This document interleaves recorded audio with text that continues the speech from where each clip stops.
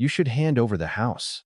My daughter-in-law said it so casually that for a second I honestly thought she was joking. And really, Richard, she added while taking a sip of iced tea at my own dining table, it's probably time for you and Evelyn to start looking at nursing homes. My wife froze with her fork halfway to her mouth. My son looked down at his plate and said nothing. I waited for someone to laugh. Nobody did. Excuse me? I asked. Ashley smiled. I'm serious. Baby number 7 is coming. We need the space more than you do. The room went so quiet I could hear the grandfather clock in the hallway ticking. Then my own son finally spoke. Dad, maybe Ashley has a point. I wish I could tell you that was the moment my heart broke. The truth is, it had already been cracking for months. Before I tell you how my daughter-in-law tried to push my wife and me out of our own home, and before I tell you why she ended up making 63 desperate phone calls that changed everything, I want to ask one small favor. If this story speaks to your heart, please take a moment to like the video and subscribe to the channel.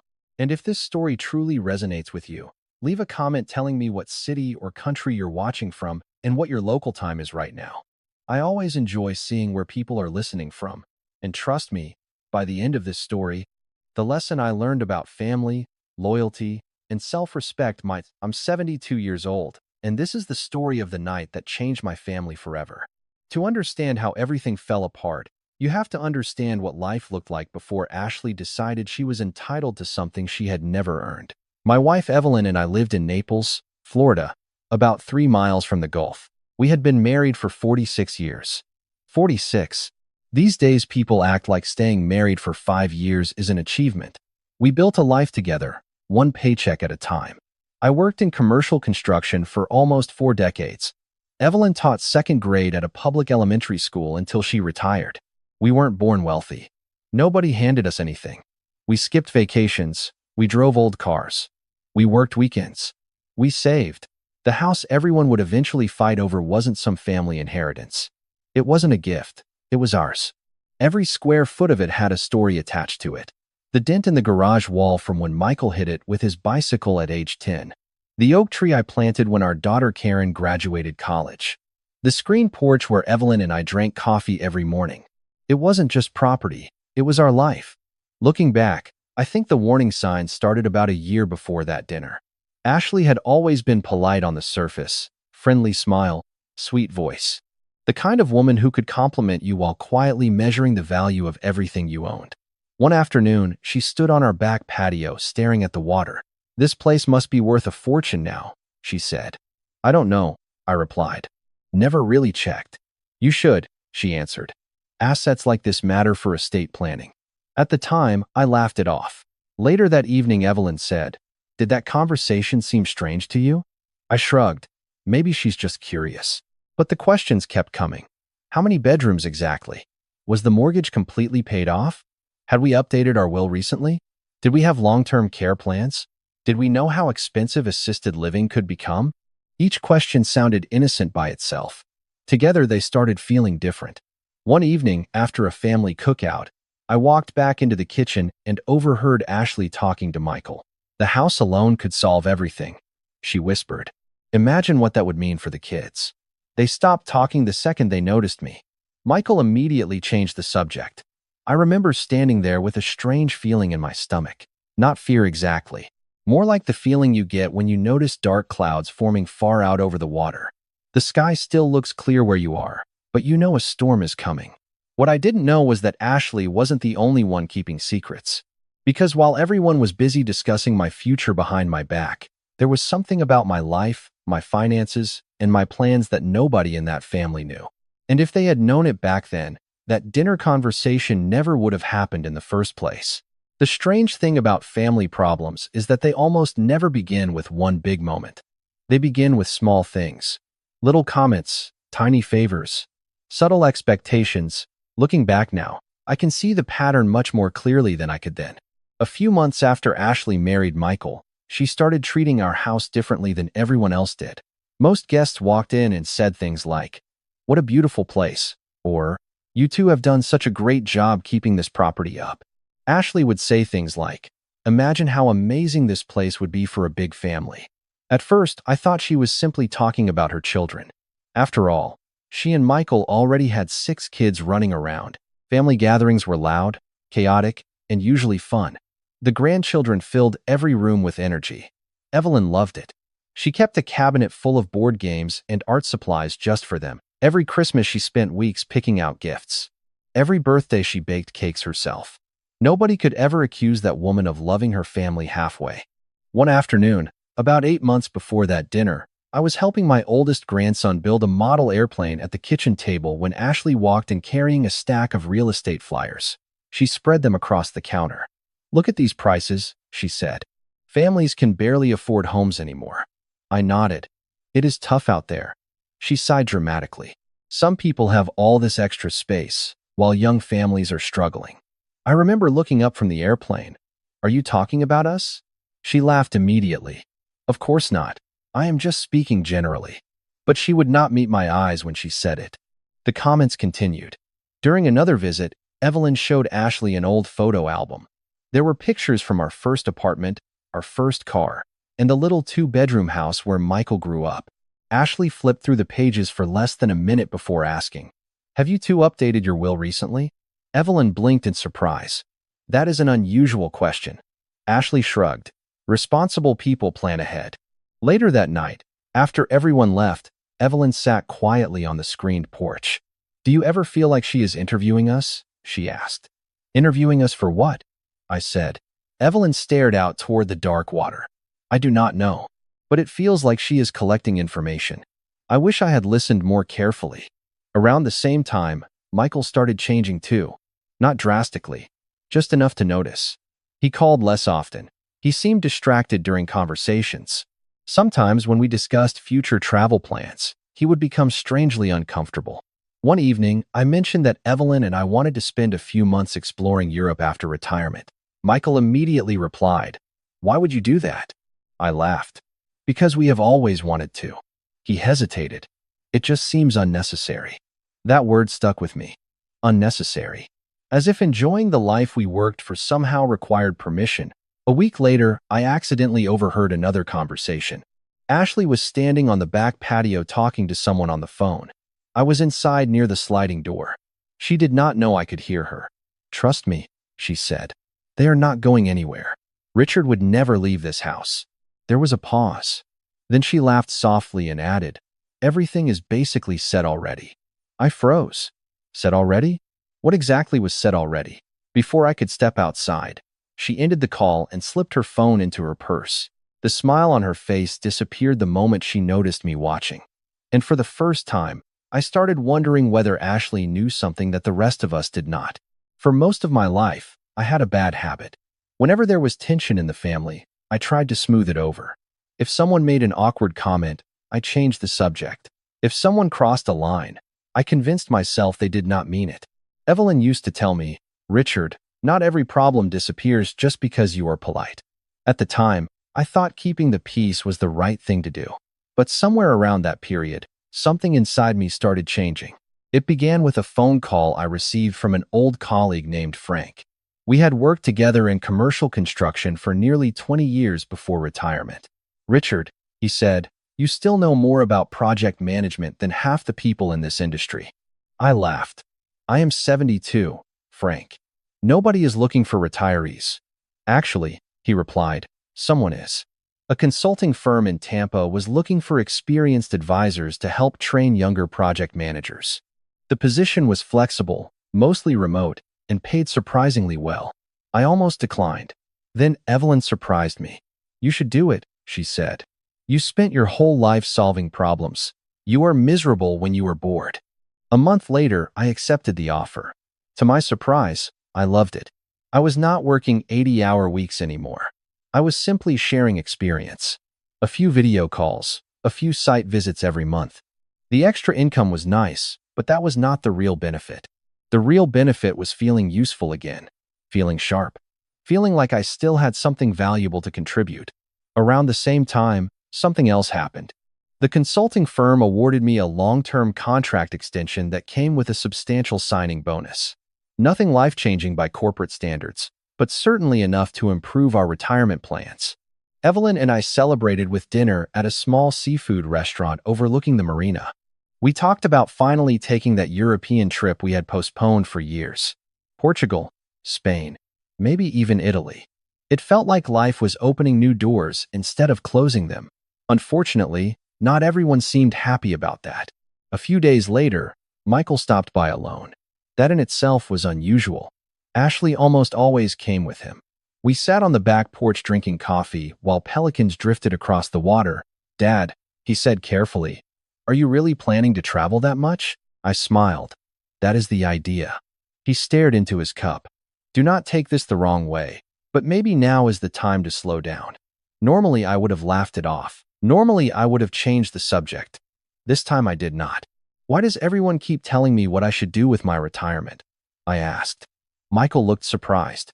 "Nobody is telling you what to do. It feels that way lately." For a moment, neither of us spoke. Then he stood up and said he needed to get home. The conversation ended there, but something about it bothered me. Later that week, the consulting firm invited Evelyn and me to a recognition dinner in Tampa. Several people gave speeches. One executive thanked me publicly for helping mentor younger employees. It was a simple gesture, but it meant a lot. On the drive home, Evelyn squeezed my hand. "You earned every bit of that." I smiled. "Thank you. You know what I think?" she said. "I think some people expected us to start shrinking our lives because we got older. Instead, we are still building new ones." That sentence stayed with me. Because the truth was, while Evelyn and I were making plans, someone else seemed to be making plans too. 2 days later, Karen called. My daughter rarely involved herself in family drama. That was one reason I trusted her instincts. "Dad," she said carefully, "I probably should not be telling you this." My stomach tightened immediately. "Telling me what?" There was a long pause on the other end of the line. Then she quietly said, "I heard Ashley talking at a birthday party last weekend. And what she said about your house did not sound like a joke." For several seconds after Karen said those words, I just sat there staring through the windshield of my truck. The engine was off. The Florida heat pressed against the windows. I could hear distant traffic somewhere beyond the parking lot, but everything else seemed strangely quiet. "What exactly did she say?" I asked. Karen hesitated. "Dad, I was at Amanda's birthday party. Ashley was talking with a group of relatives. And?" Another pause. "She was talking about your house like it already belonged to her family." I felt something sink in my stomach. "What do you mean?" Karen exhaled slowly. "She was discussing renovations. She was talking about turning your office into a nursery and converting the guest rooms." I actually laughed at first because it sounded ridiculous. That cannot be right. I wish it was not. Then Karen told me something even worse.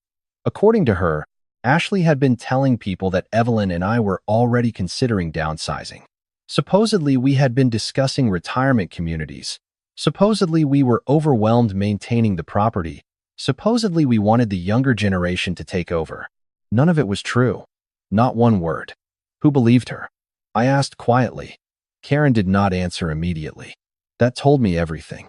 "Karen, a lot of people, Dad." I drove home in silence. When I walked through the front door, Evelyn immediately knew something was wrong. "What happened?" she asked. I sat beside her at the kitchen table and repeated every word. The more I talked, the more her expression changed. Not anger. Not yet. It was disappointment. The kind that comes when someone you trusted reveals who they really are.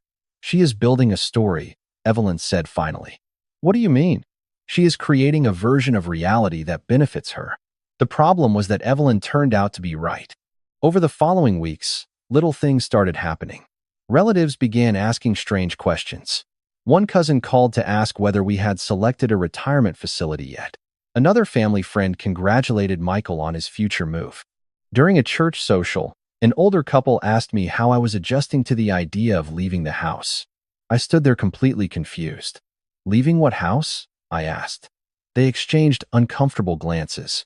Oh, we must have misunderstood. But they had not misunderstood. Someone had told them. The rumors kept spreading. Then came the afternoon that truly opened my eyes. Evelyn and I attended one of our grandson's soccer games. Families filled the sidelines. Kids ran everywhere. Halfway through the second half, I walked toward the concession stand and accidentally overheard Ashley speaking with another parent. "The kids are excited," she was saying. "Once everything is finalized, they will have so much more space." The other woman smiled. "That is wonderful. Ashley nodded confidently. It is what is best for everyone. I stopped walking. For a second, I thought about confronting her right there. The old version of me would have avoided conflict entirely. The old version of me would have pretended not to hear it. Instead, I walked straight toward her. Ashley, I said. She turned and smiled. Richard, what exactly is being finalized? The smile flickered. Only for a second. I do not know what you mean. You seem to be discussing future plans involving my property. Her face remained calm, but I noticed something in her eyes. Not guilt. Confidence. The confidence of someone who believed she had support. People talk. Richard, she said lightly. You should not take every conversation so seriously. Then she walked away before I could respond. That night, I called Michael. We need to talk. He sounded uncomfortable immediately. About what? About what your wife has been telling people. There was a long silence. Then he said something that I will never forget. Dad, maybe if everyone is hearing the same thing, there is probably a reason for it. The moment those words left his mouth, I felt the ground shift beneath me. Because for the first time, I realized this was not just Ashley anymore. My own son was standing beside her. And at that exact moment, everything I thought I understood about my family started falling apart. The days that followed were some of the strangest of my life. I kept telling myself there had to be a misunderstanding. Families argued. People said foolish things. Maybe this could still be fixed. Maybe Michael was under pressure. Maybe Ashley had gotten carried away. So I did what I had always done. I tried to reach out. The first call went to voicemail. Then the second. Then the third. I left a message. Michael, it is Dad. I think we need to sit down and talk face to face. No response. 2 days later, I sent an email. It was polite. No accusations, no anger, just an invitation to meet for coffee. 3 days passed. Nothing. Evelyn tried next.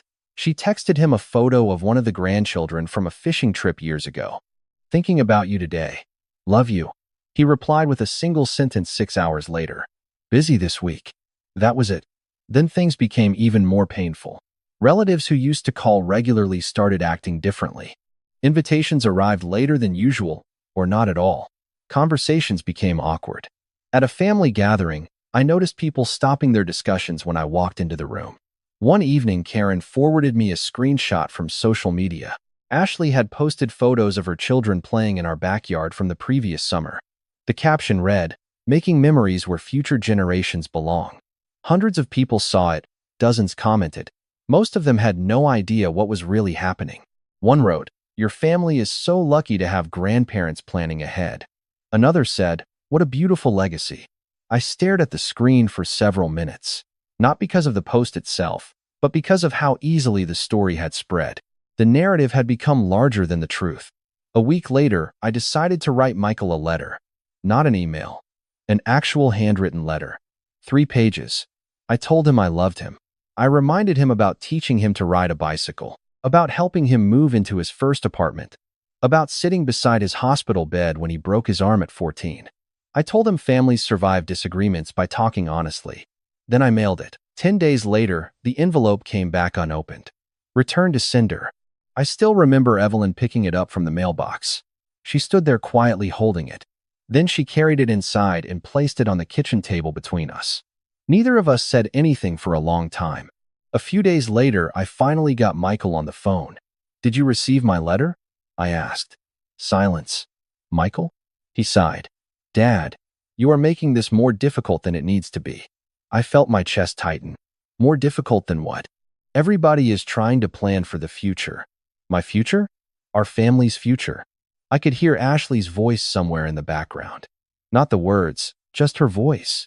Then Michael said something that stayed with me. "You need to stop taking everything so personally." The line went dead shortly afterward. That night, Evelyn sat beside me on the porch swing. The sun had already disappeared beyond the water. The neighborhood was quiet. For years, this place had felt like the center of our family. Birthdays, holidays, barbecues, graduation parties, laughter, noise, life. Now it felt different. Not empty exactly, worse. It felt like we were slowly being erased from our own story, while everyone else pretended it was normal. Evelyn leaned her head against my shoulder. "Do you know what hurts the most?" She asked softly. "What?" "Not that they want something from us. It is that they stopped seeing us as people before they asked for it. I looked out toward the dark water and realized I had run out of ways to fix this. The calls had failed. The emails had failed. The letter had failed. Every bridge I tried to build collapsed before it reached the other side. And for the first time in my 72 years, I felt completely alone inside my own family. The lowest point did not arrive all at once. It arrived quietly, one ordinary day after another. That was what made it so difficult. Nobody slammed a door. Nobody announced that the family was broken. People simply stopped showing up. One Saturday morning, Evelyn and I sat on the porch waiting for 3 of our grandchildren to visit. We had bought their favorite snacks. Evelyn had spent the previous evening baking cookies with little blue frosting decorations because she knew they liked them. Noon came and went. Then 1 o'clock. Finally, my phone buzzed. A text from Michael. Plans changed. Maybe another time. That was all. Evelyn looked toward the driveway for another 20 minutes anyway. The cookies stayed untouched on the kitchen counter until Monday. A few weeks later came my 73rd birthday. For most of my life, birthdays had never mattered much to me, but Evelyn always made them special. Usually the house would be full of noise. Kids running through the hallways. Grandchildren fighting over cake. This year the dining room felt enormous. Karen came. Evelyn was there. A few close friends called. Michael sent a text at nearly 10 o'clock that night. Happy birthday. No phone call. No visit. Nothing else. I stared at those 2 words longer than I care to admit. Not because of what they said, because of everything they did not say. A few days later, I found Evelyn sitting alone in the guest room. She was folding tiny blankets she used to keep ready for the grandchildren. What are you doing? I asked softly. She smiled, but it was a tired smile. Putting some things away. I sat beside her. Neither of us spoke for a minute. Then she quietly said, I miss them. Not Michael. Not Ashley. The children. The innocent ones caught in the middle of something they did not understand. I put my arm around her shoulders. I know. That night I could not sleep. Around 2 in the morning I walked through the house. The same house I had spent decades building a life inside. Family photos lined the hallway. Christmas mornings. Graduations. Fishing trips. Birthdays. Looking at them, I realized something important. For months, I had been asking the wrong question. I kept asking how to fix the relationship. I kept asking how to make people understand. But standing there in the dark, I finally understood that some people already understood perfectly. They simply wanted a different outcome. That realization hurt more than any argument ever could.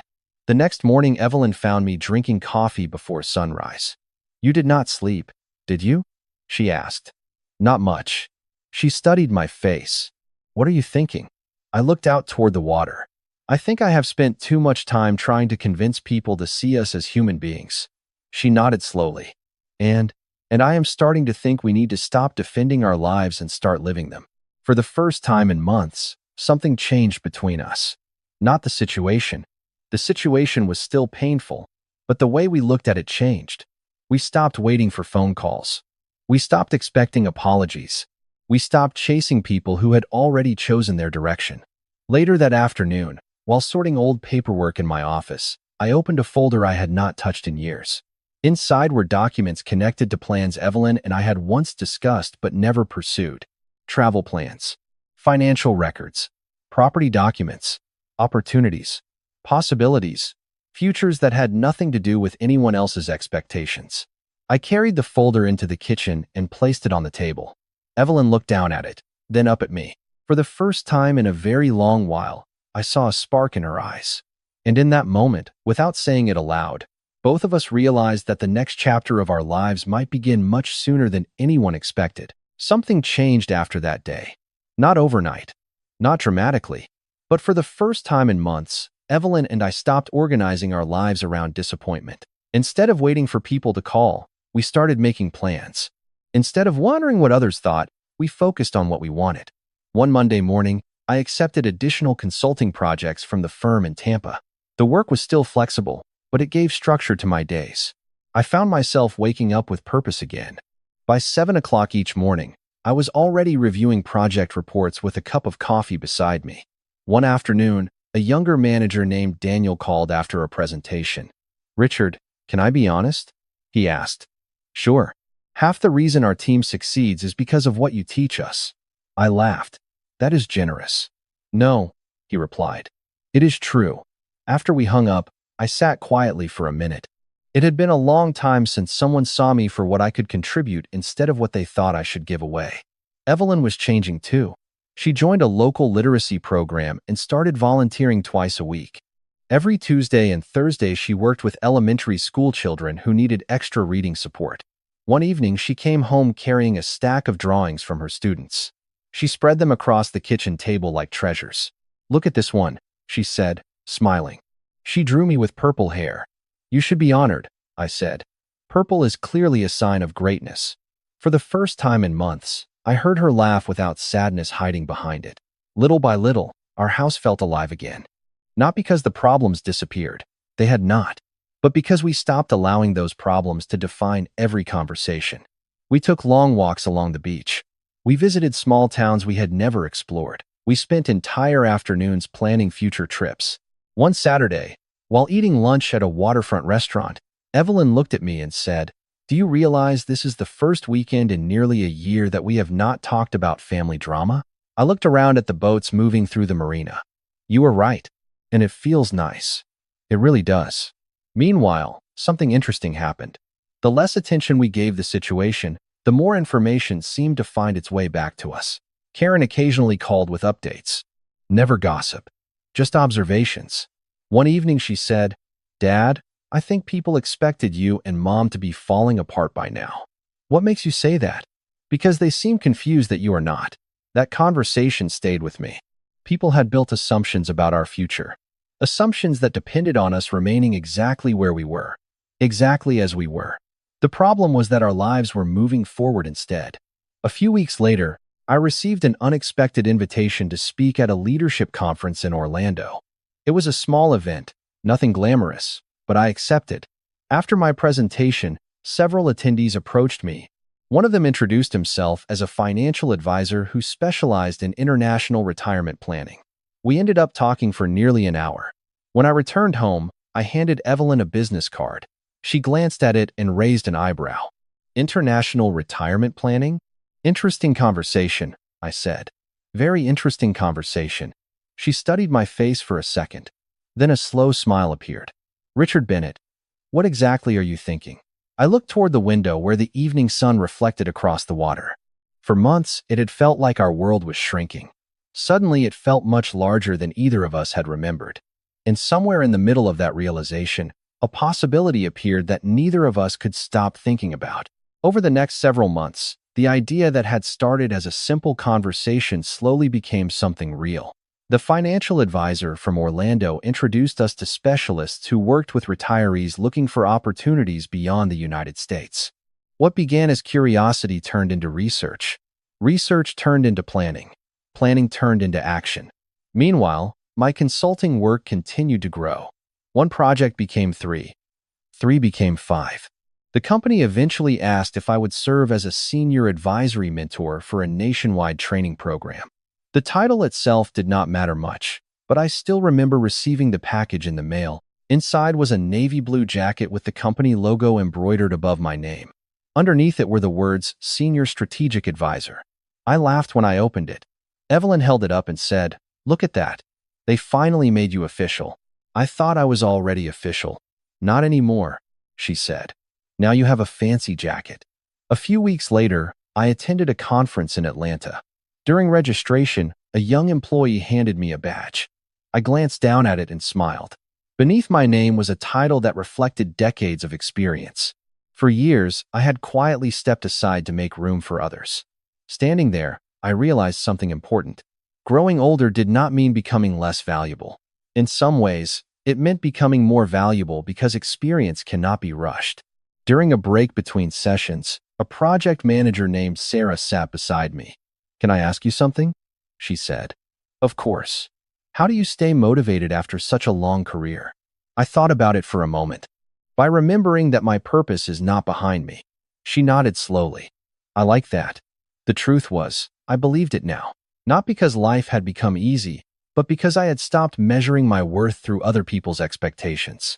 Evelyn noticed the change too. One evening we were sitting on the porch watching the sunset paint the water gold and orange. "You seem different lately," she said. Different how? Lighter.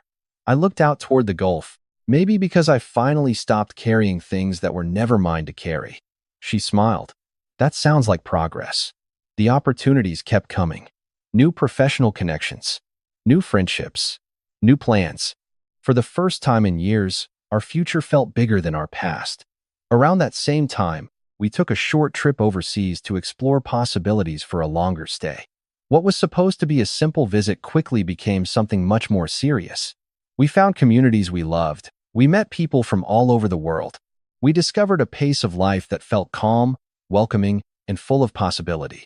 One afternoon, while walking through a coastal neighborhood, Evelyn stopped in front of a small cafe overlooking the ocean. I could see us being happy here, she said. I looked around at the bright sky, the sea breeze, and the people enjoying their afternoon without rushing anywhere. So could I. When we returned home to Florida, the house felt different, not because anything had changed physically, because we had changed. We were no longer standing still. We were moving towards something. The funny part was that while our lives were quietly expanding in ways nobody expected, certain people still seemed completely convinced that our future had already been decided. They were making assumptions based on a version of us that no longer existed. And as I sat in my office one evening reviewing documents spread across my desk, I realized that the collision between those assumptions and reality was getting very close. In fact, the dinner that would change everything was only a few weeks away. The dinner was scheduled for a Saturday evening in late spring. Ashley insisted on hosting it. According to the invitation, the purpose was to celebrate the upcoming baby and bring the family together. On the surface, it sounded harmless. But by then, I had learned that appearances and intentions were not always the same thing. Evelyn and I arrived a few minutes early. The house was already full of people. Relatives moved between the kitchen and living room carrying trays of food.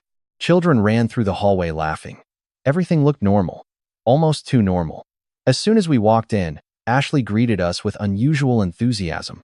Richard, Evelyn, we are so glad you made it. I exchanged a quick glance with Evelyn. She noticed it too. Something felt rehearsed.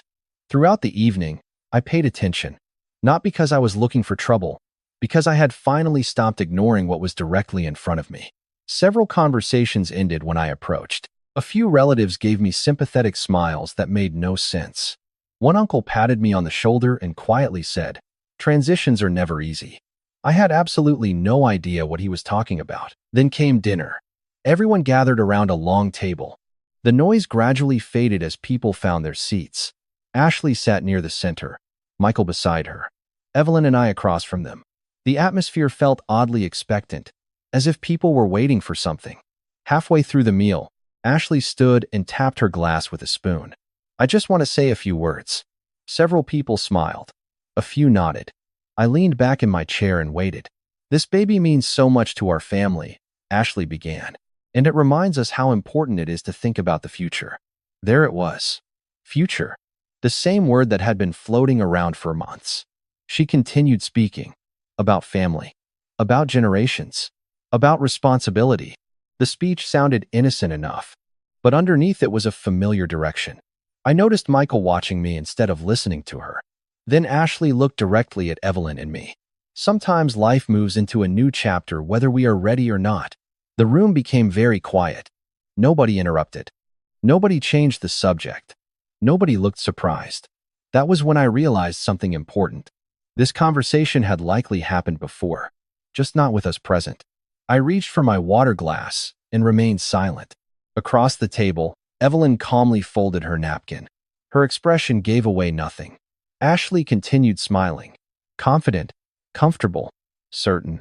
Months earlier, that confidence would have rattled me. Now it did not. Because for the first time, I understood where the real control existed. Not in assumptions, not in rumors, not in expectations. Reality still belonged to the people who actually owned it. The discussion slowly continued. More comments about planning. More comments about family needs. More comments that seemed carefully designed to lead somewhere specific. Michael finally cleared his throat. "Dad," he said, "maybe this is a good time to have an honest conversation." Several relatives shifted in their chairs. Nobody reached for their food anymore. The children had wandered into another room. The entire table seemed frozen between anticipation and curiosity. I looked at Michael, then at Ashley, then at the relatives surrounding us. Some appeared hopeful. Others looked uncomfortable. A few seemed genuinely convinced they already knew how the evening would end. What they did not know was that Evelyn and I had spent months preparing for this exact moment. Quietly, carefully, legally, completely. I set down my glass and folded my hands on the table. "You were right," I said. "It is finally time for an honest conversation." And the second those words left my mouth, I saw the first hint of uncertainty appear on Ashley's face. The uncertainty on Ashley's face lasted only a second before she recovered her smile. "Of course," she said. "That is all any of us want. Honesty." I nodded. "I agree." The room remained silent. Every conversation had stopped. Even relatives sitting at the far end of the table were watching closely now. Michael folded his arms and leaned back in his chair. He looked confident. Ashley looked even more confident. They were expecting a discussion. What they were not expecting was information. I reached into the folder Evelyn had brought with us and placed several documents on the table. Nobody spoke. Ashley glanced down at them. "What is this?" she asked. "Our future," I replied calmly. A few relatives exchanged confused looks. Michael frowned. "Dad, what are you talking about?" I slid the first document toward him. He looked at it, then looked again. His expression changed immediately. "Wait," he said. Ashley took the paper from his hands. The smile disappeared from her face. The document outlined a finalized international residency approval process.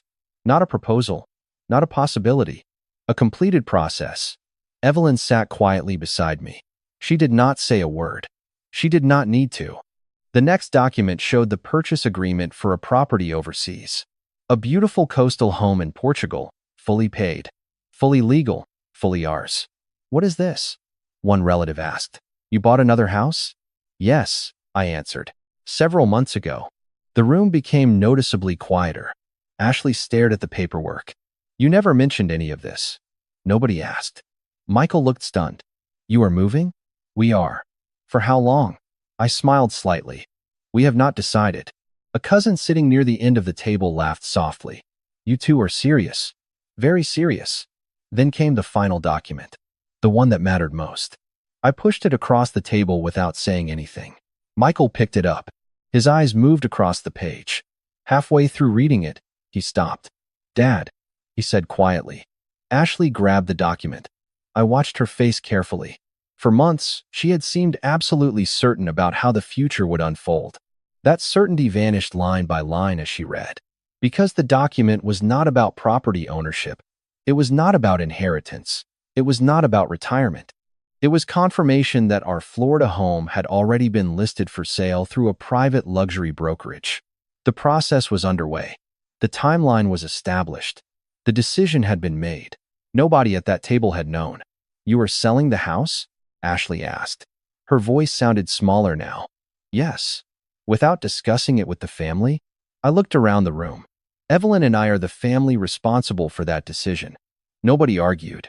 Nobody interrupted. The truth was too simple, too clear. Michael stared down at the table. Ashley looked from him to me and back again. "When did you decide this?" she asked. "Months ago." "Months?" I nodded. "Long before tonight." One relative quietly whispered, "I did not see that coming." Another simply shook his head. For the first time all evening, I noticed that people were no longer looking at Ashley for answers. They were looking at Evelyn and me.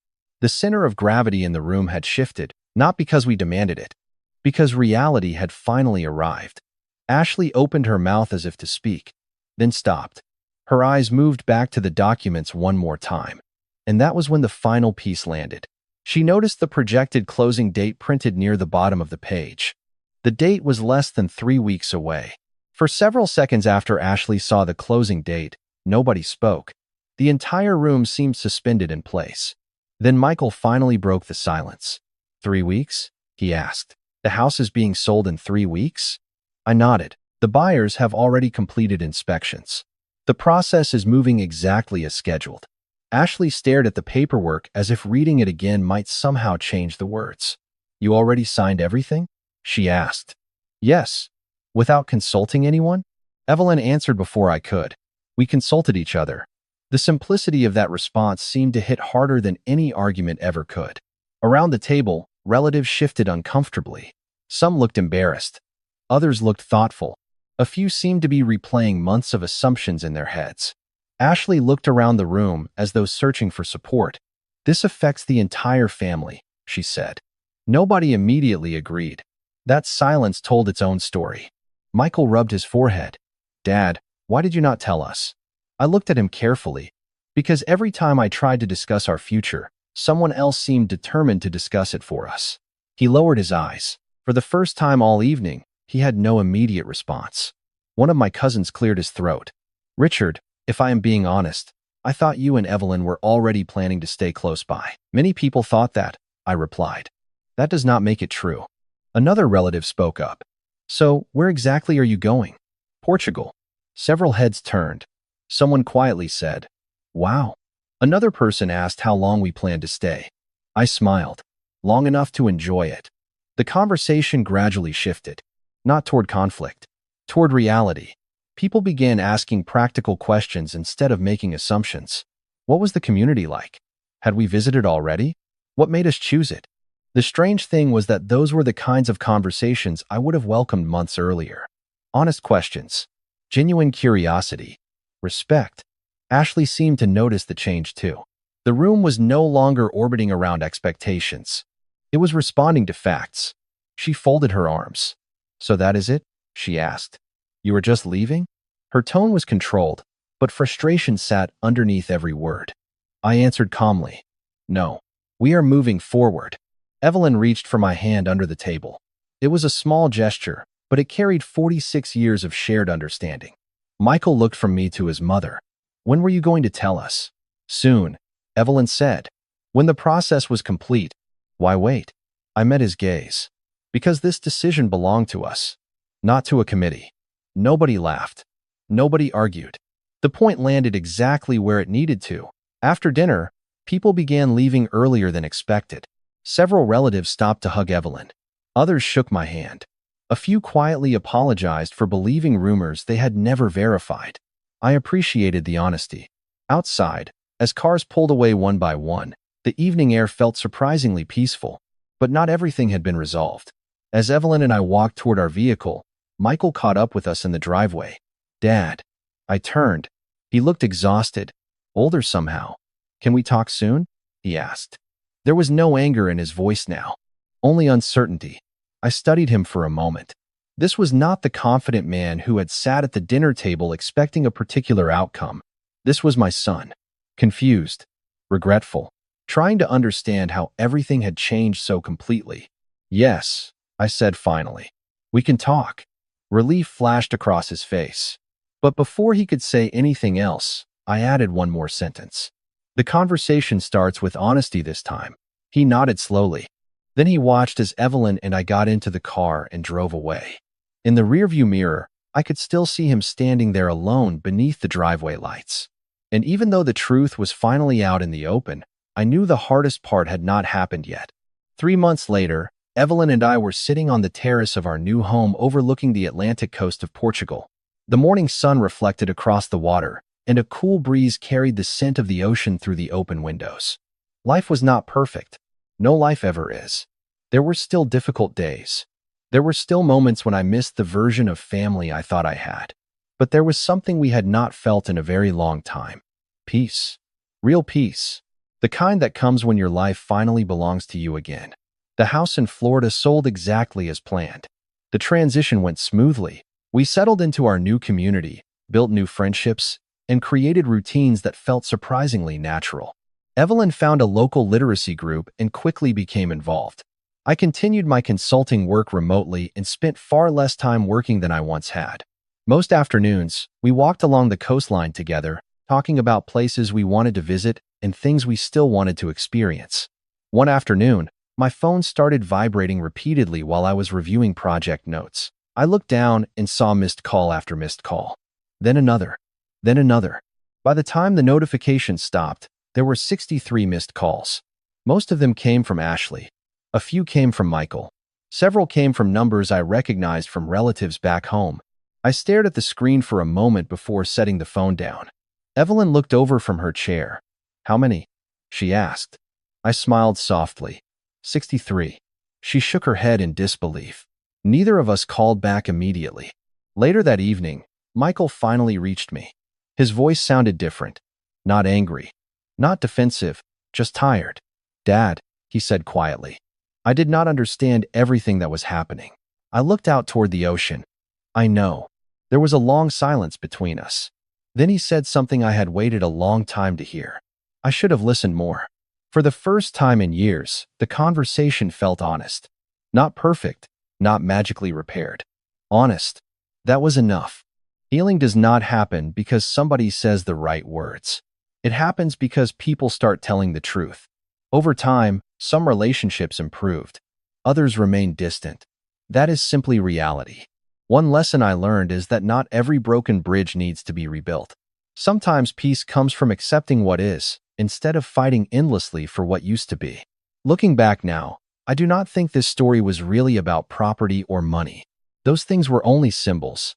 The real story was about boundaries, about self-respect, about remembering that growing older does not mean surrendering your right to choose your own future.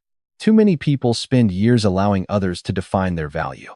They allow guilt to make decisions for them. They allow pressure to replace wisdom. They allow fear to silence their instincts. If there is one thing I learned, it is this. When something feels wrong, pay attention. Your intuition often notices the truth long before your mind is ready to accept it. I believe God gives us that quiet inner voice for a reason. Not to make us fearful, to help us stay awake. And if you are listening to this story right now while carrying your own hurt, your own disappointment, or your own family struggles, I want you to hear this. You are allowed to protect your peace. You are allowed to create healthy boundaries. You are allowed to build a future that honors your dignity.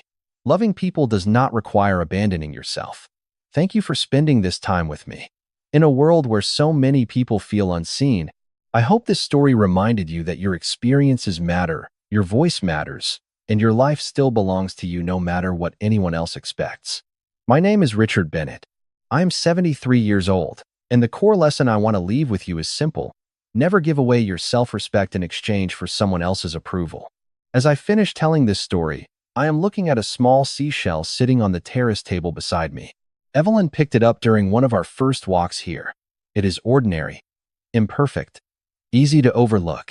Yet every time I see it, I remember that sometimes the greatest blessings arrive only after you finally let go of what was never truly yours to carry. If this story meant something to you, feel free to share your thoughts in the comments, tell us where you are watching from, and subscribe if you would like to hear more stories like this. There are many more journeys waiting in this playlist, stories about family, resilience, difficult choices, and unexpected second chances. One of those stories may feel surprisingly close to your own life. And if you stay a little longer, I think you may discover that none of us are nearly as alone as we sometimes believe. Because the older I get, the more I realize that the strongest people are not the ones who never fall apart.